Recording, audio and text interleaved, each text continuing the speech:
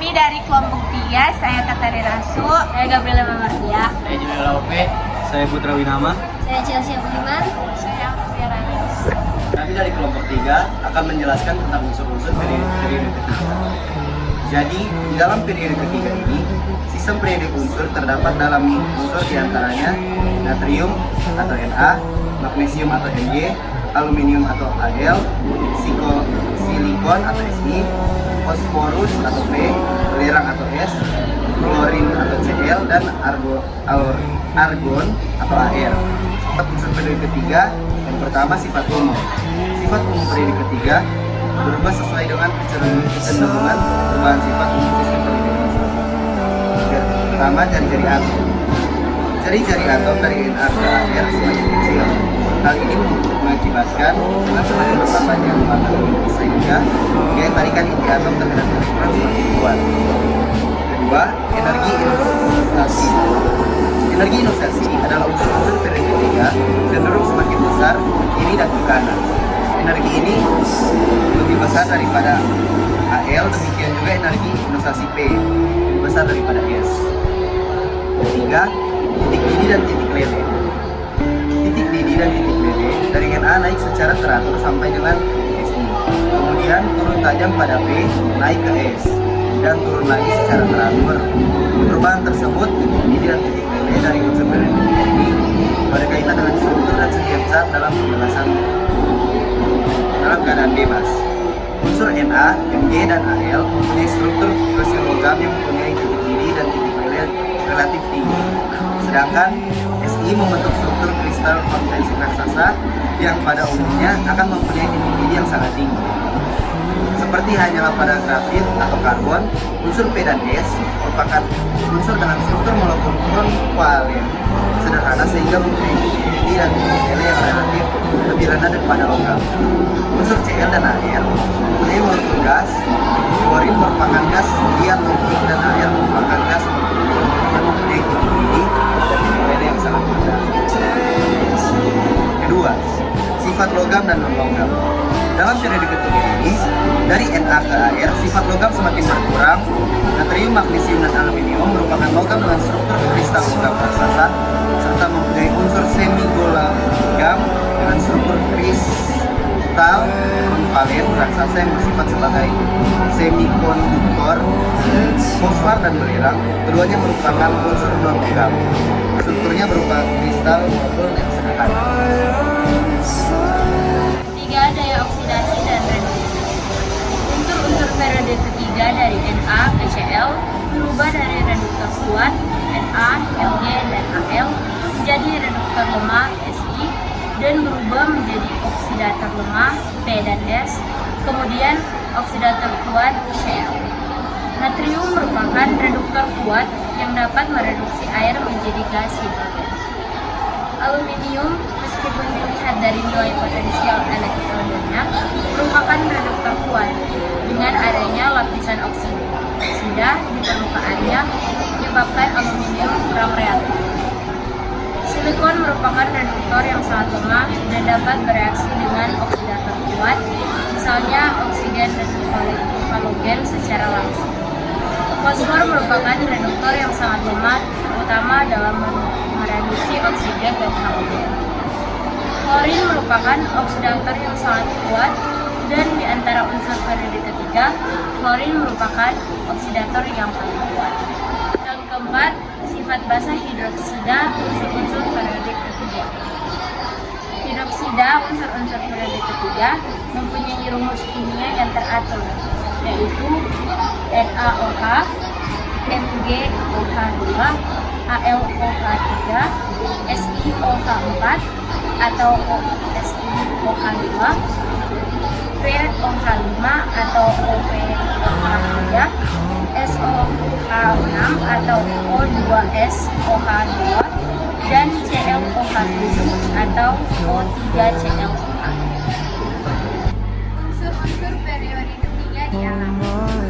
Aluminium merupakan unsur logam periode ketiga terpenting dari sistem periode.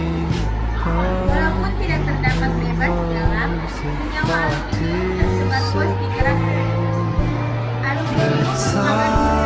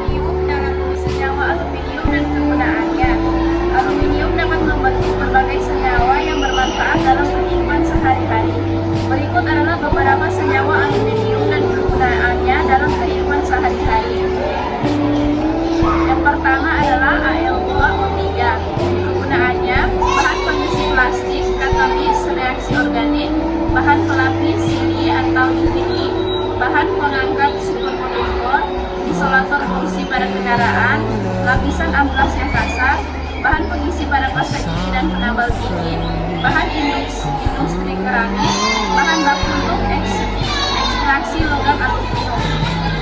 Yang kedua, AlCl3, bahan obat untuk mengurangi keringat berlebihan, PAC atau polyaluminium chloride untuk menyertikan air, bahan katalis beberapa reaksi organik.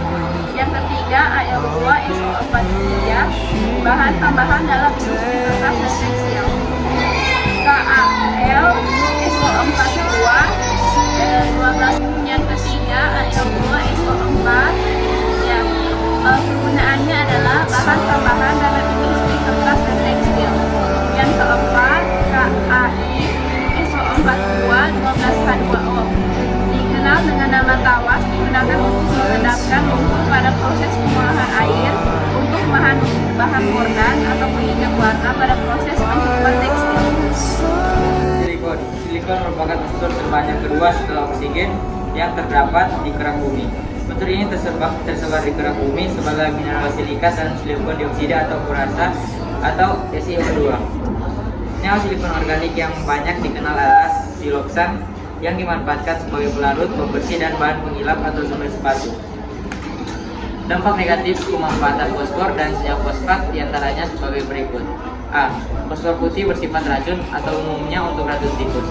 Tubuh dapat mengalami keracunan akut apabila terpapar fosfor putih. B.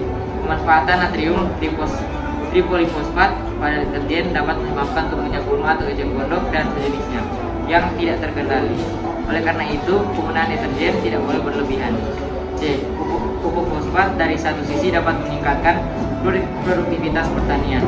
Akan tetapi, penggunaan pupuk fosfat yang berlebihan dapat mengakibatkan rusaknya tekstur tanah yang dalam jangka panjang dapat membuat tanah menjadi keras dan tidak produktif. 4. Belerang. A. Keberadaan dan pemisahan belerang. Belerang terdapat di alam dalam keadaan bebas sebagai kristal islapan atau armor. Sumber belerang terdapat pada kawah gunung Merapi. Selain itu, belerang bebas juga terdapat sebagai deposit belerang di dalam perut. Belerang dapat diperoleh secara langsung di kawah gunung atau dari deposit belerang di bawah tanah dengan cara frasi. D. Kegunaan belerang dan senyawanya. Belerang dan senyawanya banyak dimanfaatkan dalam kehidupan sehari-hari. Berikut adalah beberapa contoh kegunaan belerang dan senyawa. Pause. Nanti potong. Yang pertama, dengan rumus kimia S.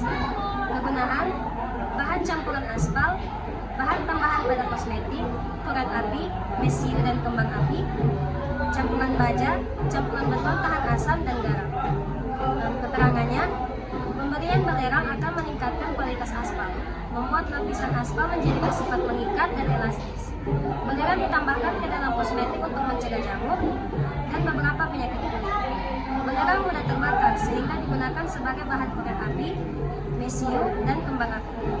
Yang kedua, dengan rumus kimia H2SO4. Kegunaannya di berbagai industri. Sebagai keterangan, industri pengolahan kertas atau pelarut lignin, bahan baku pupuk atau amonium sulfat. Yang ketiga, dengan rumus kimia dalam kurung NH4 2 kali SO4. Kegunaannya untuk pupuk buatan. Sebagai keterangan, pupuk ini bersifat asam. Keempat, senyawa sulfat. Kegunaannya sebagai bahan cat, industri gelas, industri kertas, dan industri deterjen. Sebagai keterangan, BbSO4 dan BaSO4 merupakan bahan pada cat. Na2SO4 digunakan dalam industri gelas dan industri kertas. Salah satu bahan penting dalam pembuatan deterjen adalah alkyl benzena sulfonat atau ABS. Dan yang kelima, Na2S2O3. Kegunaannya sebagai obat-obatan. Sebagai keterangan, obat keracunan sianida dan obat untuk penderita sakit ginjal yang melakukan cuci darah.